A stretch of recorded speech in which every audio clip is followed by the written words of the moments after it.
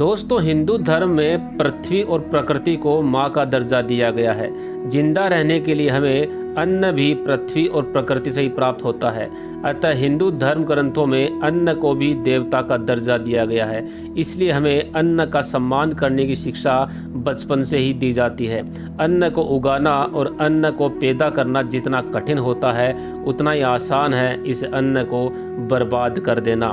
भोजन हमारी मूलभूत आवश्यकताओं में से एक है और हम सभी के घर में रोज भोजन बनाया जाता है। लेकिन वास्तुशास्त्र में भोजन बनाने के लिए भी कुछ नियम निर्धारित किए गए हैं। इन नियमों का पालन घर में भोजन बनाने वाले व्यक्ति को, चाहे वो महिला हो या पुरुष या फिर सेविका ही क्यों ना हो, सभी को करना चाहिए। दोस्तों, आज हम वास्तुशास्त्र के अनुसार खाना बनाने से संबंधित दो प्रमुख बिंदुओं पर चर्चा करेंगे, जिनमें से एक बिंदु है खाना बनाते समय कौन से नियमों का पालन करना चाहिए और रोटी बनाने के लिए आटा गूंथते समय हमें क्या करना चाहिए तथा आटे में ऐसी कौन सी वस्तु मिलानी चाहिए जिससे हमारे घर में सुख समृद्धि बनी रहे। तो आइए जान लेते हैं। सबसे पहले बात करते हैं भोजन बनाते समय हमें किन किन बातों का ध्यान रखना चाहिए। दोस्तों, हम भोजन मुख्य रूप से रसोई घर में ही बनाते हैं, इसलिए सबसे पहले तो हमें ये देखना चाहिए कि हमारा रसोई घर वास्तुशास्त्र के अनुसार सही जगह पे बना हुआ है या नहीं। वास्तुशास्त्र के अनुसार हमारा रसोई घर हमेशा अग्नि कोण में होना चाहिए। इस दिशा में रसोई घर होने से भोजन बनाने वाले व्यक्ति का स्वास्थ्य अच्छा रहता है और उसे खाना बनाने में उत्साह भी आता है। साथ ही हमें इस बात का भी ध्यान रखना चाहिए कि हमें हमेशा ही उत्तर या फिर पूर्व दिशा की तरफ मुख करके ही भोजन बनाना चाहिए। भोजन हमेशा शुद्ध एवं शांत मन से बनाना चाहिए। भोजन बनाते समय मन में कोई गुस्सा या द्वेष जैसी कोई बात नहीं होनी चाहिए।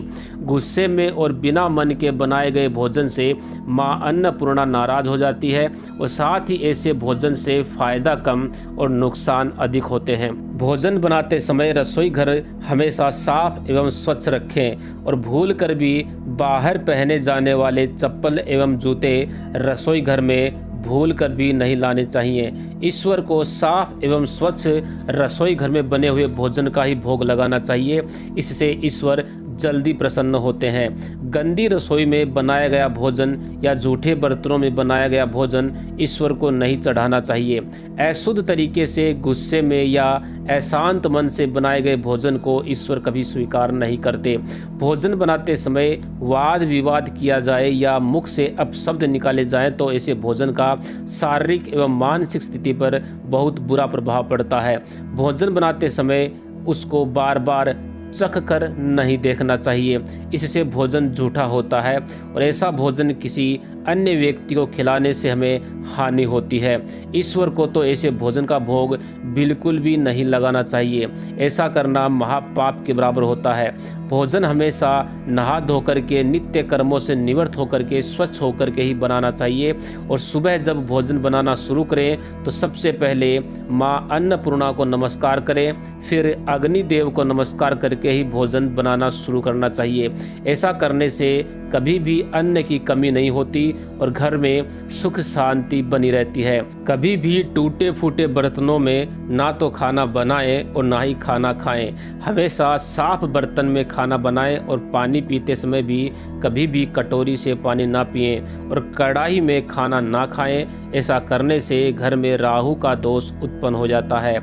आइए अब जानते हैं आटा गूंथते समय हमें किन किन बातों का ध्यान रखना चाहिए और आटा गूंथते समय उसमें क्या डालें जिसका शुभ प्रभाव हमारे जीवन पर पड़े।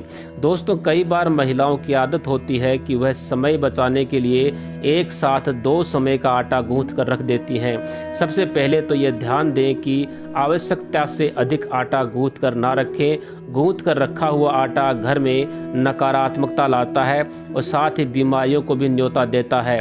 साथ ही ऐसे आटे की रोटियां खाने से व्यक्ति के मानसिक स्वास्थ्य पर भी बुरा असर पड़ता है। गूंथ कर रखा हुआ आटा बुरी शक्तियों को भी आकर्षित करता है, इसलिए ज़रूरत से अधिक आटा गूंथ करके ना रखें। दोस्तों, हिंदू धर्म के अनुसार जब भी घर में किसी व्यक्ति की मृत्यु होती है तो मृत आत्मा की भूख को शांत करने के लिए आटे के छोटे छोटे गोले बना करके उन्हें पानी में बहाया जाता है। इसे पिंडदान कहते हैं। और आटे के इन गोलियों पे किसी भी तरह का उंगलियों से कोई निशान नहीं बनाया जाता। इसलिए घर में रोटी बनाने के लिए आटा गूंथने के बाद जब आटे की गोलियां बनाए तो उस आटे और गोलियों पर उंगलियों से कोई निशान अवश्य बनाए, जो यह दर्शाता है कि ये आटा और आटे की गोलियां मृत व्यक्तियों के लिए नहीं है, बल्कि घर के सदस्यों के लिए यह आटा गूंथा गया है। आटे से बनी पहली रोटी गौ माता के लिए एवं आखिरी रोटी कुत्ते के लिए निकाली जाती है, जिससे घर में बनने वाले किसी भी तरह के दोष से हम बच सकते हैं। आटा गूंथते समय हम उसमें नमक तो मिलाते ही हैं, लेकिन उसमें थोड़ा सा गाय का देसी घी और चुटकी भर शक्कर भी मिला दें तो यह बहुत ही शुभ होता है। आटा, घी और शक्कर, इन तीनों का संबंध शुक्र और चंद्र ग्रह से है। इसलिए ये वस्तुएं आटे में मिलाने से ये ग्रह मजबूत होते हैं और इनके सभी शुभ फल हमें प्राप्त होते हैं। तो दोस्तों, यह थी वो महत्वपूर्ण बातें जो आटा गूंथते समय हमें ध्यान में रखनी चाहिए। अगर जानकारी आपको अच्छी लगी हो तो वीडियो को लाइक करें, अपने दोस्तों के साथ शेयर करें, साथ ही हमारे चैनल को सब्सक्राइब करके बेल के बटन को अवश्य दबाएं और कमेंट में जय मां अन्नपूर्णा लिखना बिल्कुल ना भूलें। धन्यवाद।